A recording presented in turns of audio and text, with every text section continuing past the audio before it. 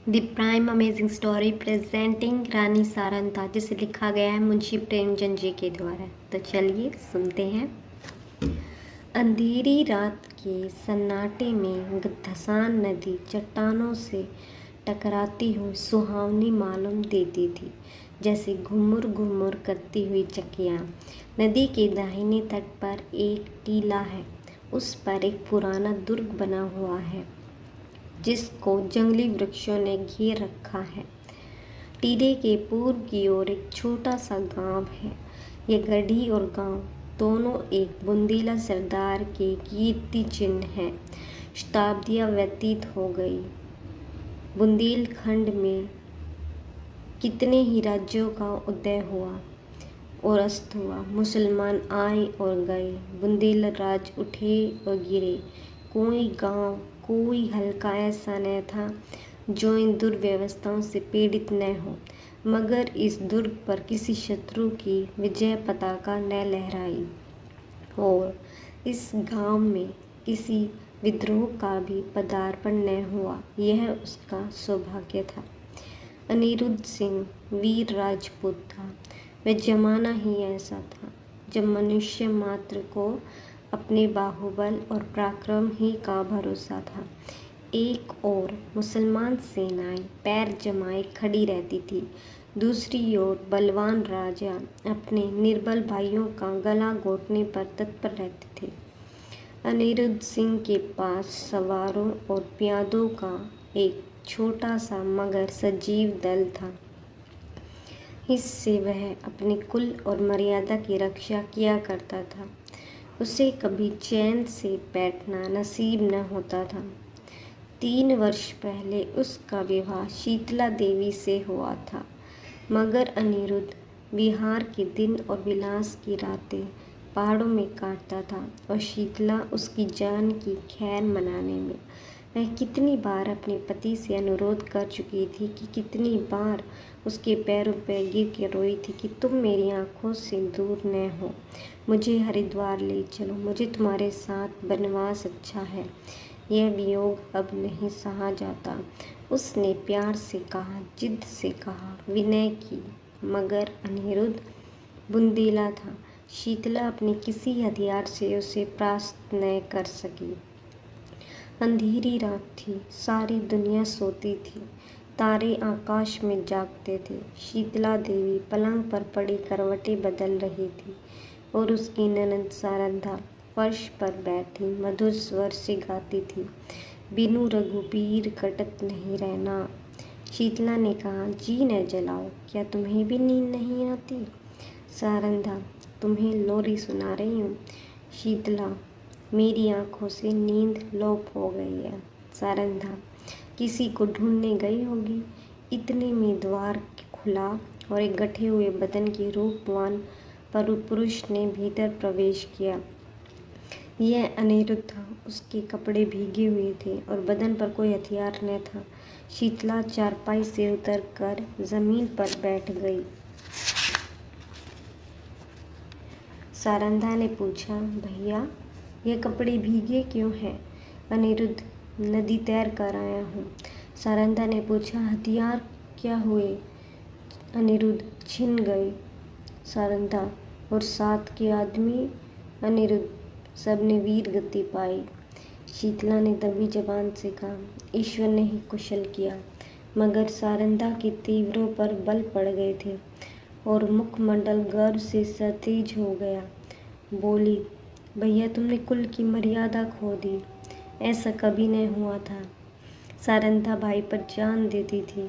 उसके मुंह से यह धिक्कार सुनकर अनिरुद्ध लज्जा और खेद से विकल हो गया। यह वीराग्नि जिसे क्षण भर के लिए अनुराग ने दबा लिया था, फिर ज्वलंत हो गई। वह उल्टे पांव लौटा और कहकर चला गया कि सारंधा, तुमने मुझे सदैव के लिए सचेत कर दिया। यह बात मुझे कभी न भूलेगी। अंधेरी रात थी। आकाश मंडल में तारों का प्रकाश बहुत धुंधला था। अनिरुद्ध किले से बाहर निकला, पल भर में नदी के उस पार जा पहुंचा, फिर अंधकार में लुप्त हो गया। शीतला उसके पीछे पीछे किले की दीवारों तक आई, मगर जब अनिरुद्ध छलांग मारकर बाहर कूद पड़ा तो वे वीरानी एक चट्टान पर बैठकर रोने लगी। इतने में सारंधा भी वहीं आ पहुंची। शीतला ने नागिन की तरह बल खाकर कहा, मर्यादा इतनी प्यारी है? सारंधा, हाँ। शीतला, अपना पति होता तो हृदय में छिपा लेती। सारंधा, ना, छाती में छुरा चुभा देती। शीतला ने ऐंठ कर कहा, चोली में छिपाती फिरोगी, मेरी बात गिरह में बांध लो। सारंधा, जिस दिन ऐसा होगा मैं भी अपना वचन पूरा कर दिखाऊंगी। इस घटना के 3 महीने पीछे अनिरुद्ध मेहरौनी को जीत करके लौटा और साल भर पीछे सारंधा का विवाह ओरछा के राजा चंपतराय से हो गया। मगर उस दिन की बातें दोनों महिलाओं के हृदय स्थल में कांटे की तरह खटकती रही। राजा चंपतराय बड़े ही प्रतिभाशाली पुरुष थे। सारी बुंदेला जाति उनके नाम पर जान देती थी और उनके प्रभुत्व को मानती थी। गद्दी पर बैठते ही उन्होंने मुगल बादशाहों को कर देना बंद कर दिया और वे बाहुबल से राज्य विस्तार करने लगे। मुसलमानों की सेनाएं बार बार उन पर हमले करती थी, पर हार कर लौट जाती थी। यही समय था जब अनिरुद्ध ने सारंधा का चंपतराय से विवाह कर दिया। सारंधा ने मुंह मांगी मुराद पाई। उसकी यह अभिलाषा कि मेरा पति बुंदेला जाति का कुल तिलक हो, पूरी हुई। यद्यपि राजा के रनिवास में 5 रानियां थीं, मगर उन्हें शीघ्र ही मालूम हो गया कि वह देवी जो हृदय से मेरी पूजा करती है सारंधा है। परंतु कुछ ऐसी घटनाएं हुई कि चंपतराय को मुगल बादशाह का आश्रित होना पड़ा। वे अपना राज्य अपने भाई पहाड़ सिंह को सौंप कर चले गए। यह शाहजहां के शासन काल का अंतिम भाग था। शहजादा दारा शिकोह राजकीय कार्यों को संभालते थे। युवराज की आंखों में शील था और चित्त में उदारता। उन्होंने चंपतराय की वीरता की कथाएं सुनी थी, इसलिए उनका बहुत आदर सम्मान किया और कालपी की बहुमूल्य जागीर उनको भेंट की, जिसकी आमदनी 9 लाख थी। यह पहला अवसर था कि चंपतराय को आए दिन की लड़ाई झगड़े से निवृत्ति मिली और उसके साथ ही भोग विलास का प्राबल्य हुआ। रात दिन आमोद प्रमोद की चर्चा रहने लगी। राजा विलास में डूबी, रानियां जड़ाऊ गहनों पर रीझी, मगर सारंधा इन दिनों बहुत उदास और संकुचित रहती। वह इन रहस्यों से दूर दूर रहती। ये नृत्य और गान की सभाएं उसे सूनी प्रतीत होती। एक दिन चंपतराय ने सारंधा से कहा, सारंध, तुम उदास क्यों रहती हो? मैं तुम्हें कभी हंसती नहीं देखता। क्या मुझसे नाराज हो? सारंधा की आंखों में जल भर आया। बोली, स्वामी जी, आप ऐसा क्यों विचार करते हैं? जहाँ आप प्रसन्न हैं मैं वहाँ भी खुश हूँ। चंपतराय, मैं जब से यहाँ आया हूँ मैंने तुम्हारे मुख कमल पर कभी मनोहारिणी मुस्कुराहट नहीं देखी। तुमने कभी अपने हाथों से मुझे बीड़ा नहीं खिलाया, कभी मेरी पाग नहीं संवारी, कभी मेरे शरीर पर शस्त्र नहीं सजाए। कहीं प्रेमलता मुरझाने तो नहीं लगी?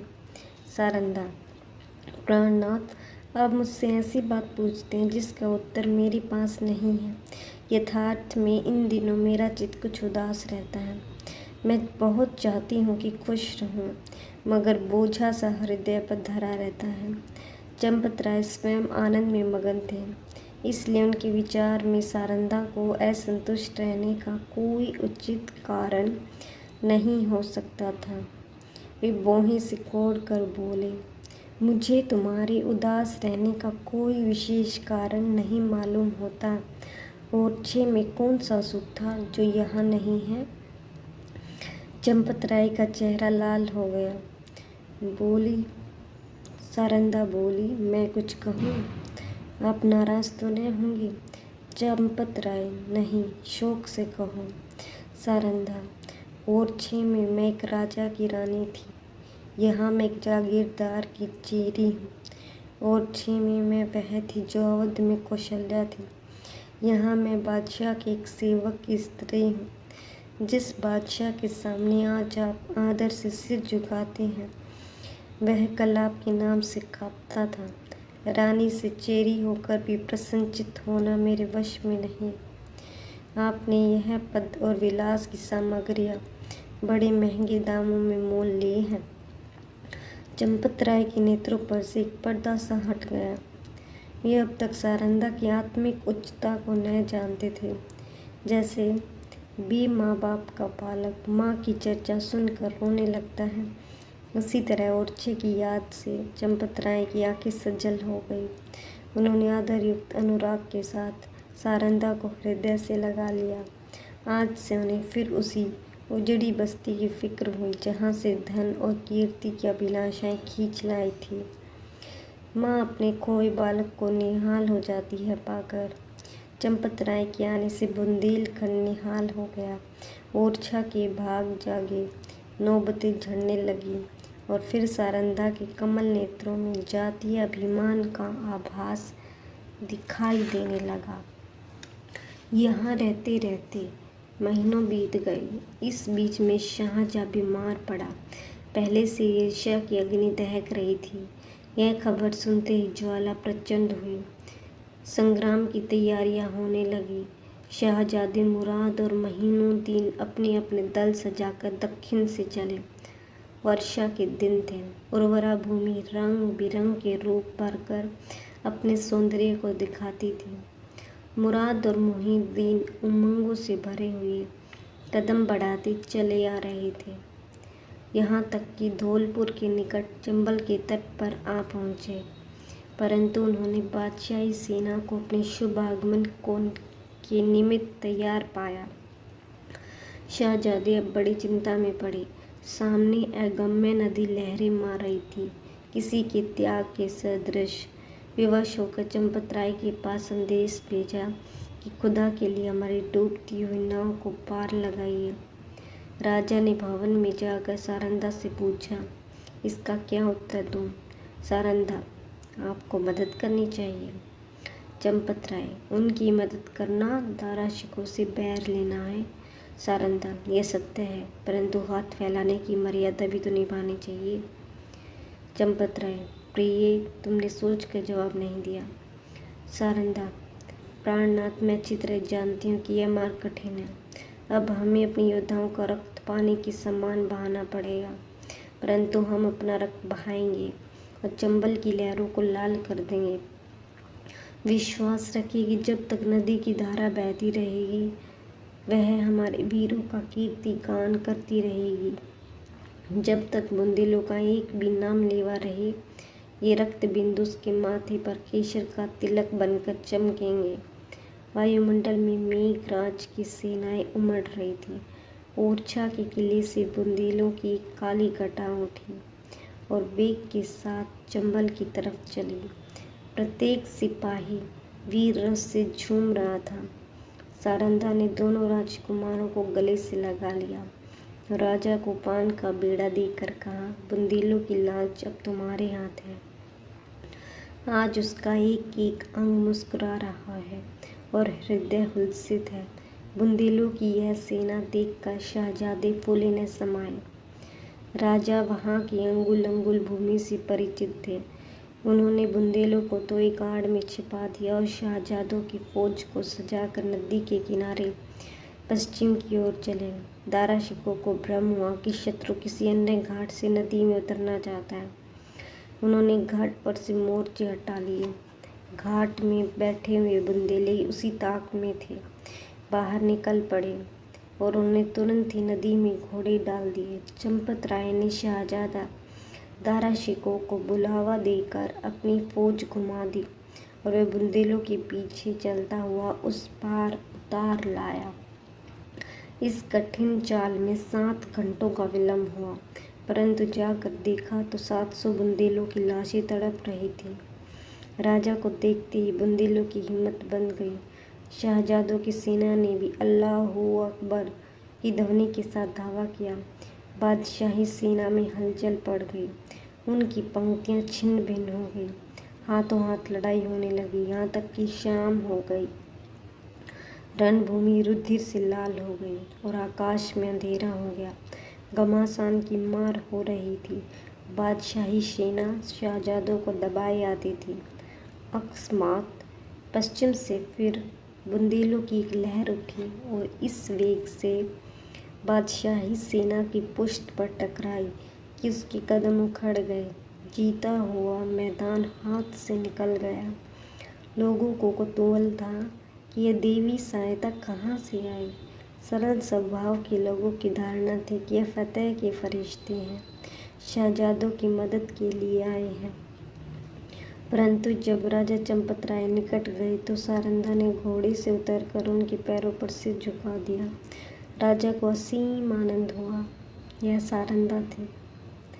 समरभूमि का दृश्य इस समय अत्यंत दुखमय था। थोड़ी देर पहले जहाँ सजे हुए वीरों के दल थे, वहाँ बेजान लाशें तड़प रही थी। मनुष्य ने अपने स्वार्थ के लिए अनादिकाल से ही भाइयों की हत्या की है। अब विजयी सेना लूट पर टूटी। पहले मर्द मर्दों से लड़ते थे। वह वीरता और पराक्रम का चित्र था। यह नीचता और दुर्बलता की ग्लानिप्रद तस्वीर थी। उस समय मनुष्य पशु बना हुआ था और अब वह पशु से भी बढ़ गया। इस नीच नोच खसोट में लोगों को बादशाही सेना से सेनापति वली बहादुर खान की लाश दिखाई दी। उसके निकट उसका घोड़ा खड़ा हुआ अपनी दुम से मक्खियाँ उड़ा रहा था। राजा को घोड़ों का शौक था। देखते ही देखते वह उस पर मोहित हो गया। यह इराकी जाति का अति सुंदर घोड़ा था। एक एक अंग सांचे में ढला हुआ, सिंह की सी छाती, चीते की सी कमर। उसका यह प्रेम और स्वामी भक्ति देखकर लोगों को बड़ा कौतूहल हुआ। राजा ने हुक्म दिया, खबरदार इस प्रेमी पर कोई हथियार न चलाए। इसे जीता पकड़ लो।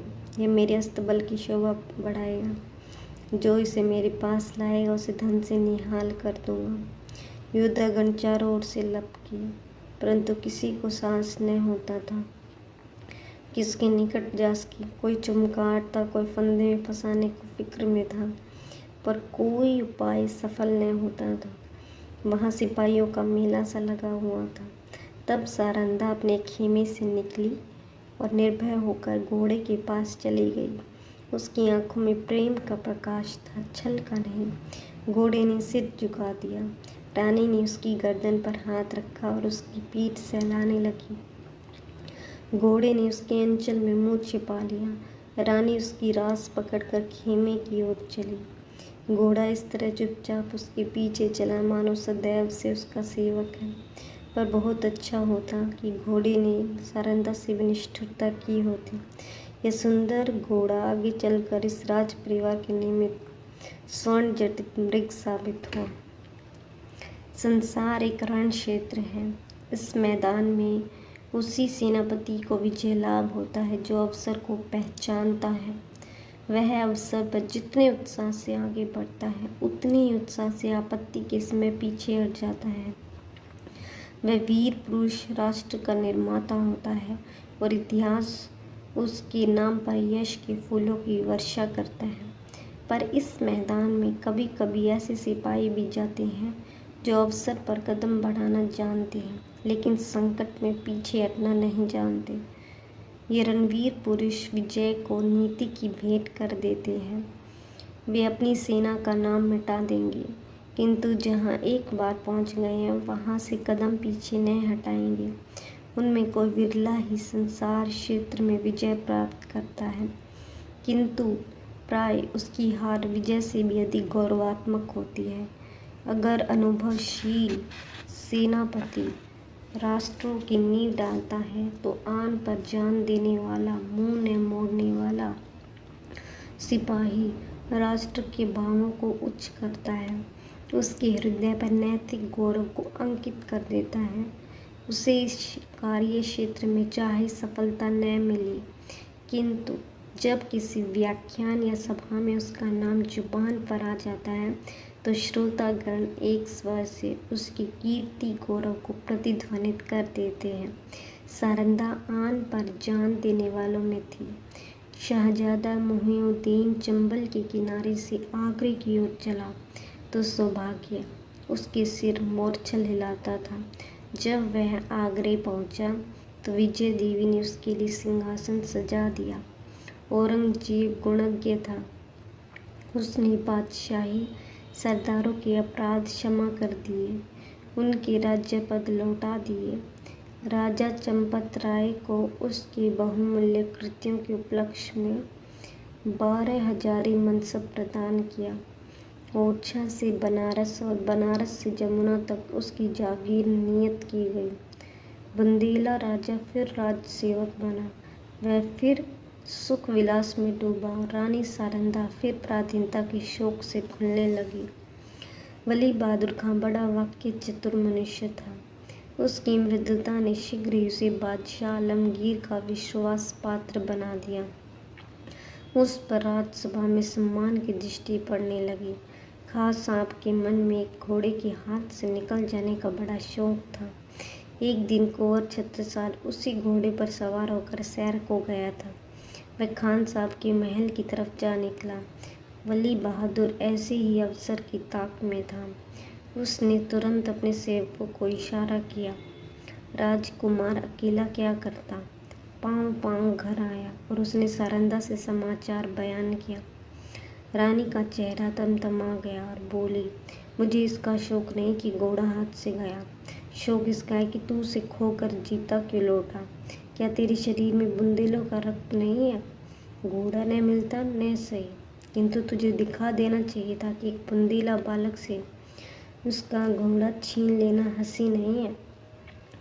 यह कहकर उसने अपने 25 योद्धाओं को तैयार होने की आज्ञा दी। स्वयं अस्त्र धारण किए और योद्धाओं के साथ वली बहादुर खां के निवास स्थान पर जा पहुंची। खान साहब उसी घोड़े पर सवार होकर दरबार चले गए थे। सारंदा दरबार की तरफ चली और एक क्षण में किसी वेगवती नदी के समान बादशाही दरवाजे के सामने जा पहुंची। यह कैफियत देखते ही दरबार में हलचल मच गई। अधिकारी वर्ग इधर से उधर आकर जमा हो गए। आलमगीर भी सहन में निकल आए। लोग अपनी अपनी तलवारें संभालने लगे। चारों तरफ शोर मच गया। कितने ही नेत्रों ने इसी दरबार में अमर सिंह की तलवार की चमक देखी थी। उन्हें वही घटना फिर याद हो आई। सारंदा ने उच्च स्वर में कहा, खान साहब, बड़ी लज्जा की बात है, आपने वही वीरता जो चंबल के तट पर दिखानी चाहिए थी, आज एक अबोध बालक के सम्मुख दिखाई। क्या ये उचित था कि आप उससे घोड़ा छीन लेते? वली बहादुर की आंखों से अग्नि ज्वाला निकल रही थी। वे कड़ी आवाज से बोले, किसी गैर को क्या मजाल कि मेरी चीज अपने काम में लाए। रानी, वह आपकी चीज नहीं, मेरी है। मैंने उसे रणभूमि में पाया है और उस पर मेरा अधिकार है। क्या रणनीति की इतनी मोटी बात भी आप नहीं जानते? खान साहब, वह घोड़ा मैं नहीं दे सकता, उसके बदले में सारा अस्तबल आपकी नज़र है। रानी, मैं अपना घोड़ा लूँगी। खान साहब, मैं उसके बराबर जवाहरात दे सकता हूँ, परंतु घोड़ा नहीं दे सकता। रानी, तो फिर इसका निश्चय तलवार से होगा। बुंदेला योद्धाओं ने तलवारें सौंप ली और निकट था कि दरबार की भूमि रक्त से प्लावित हो जाए।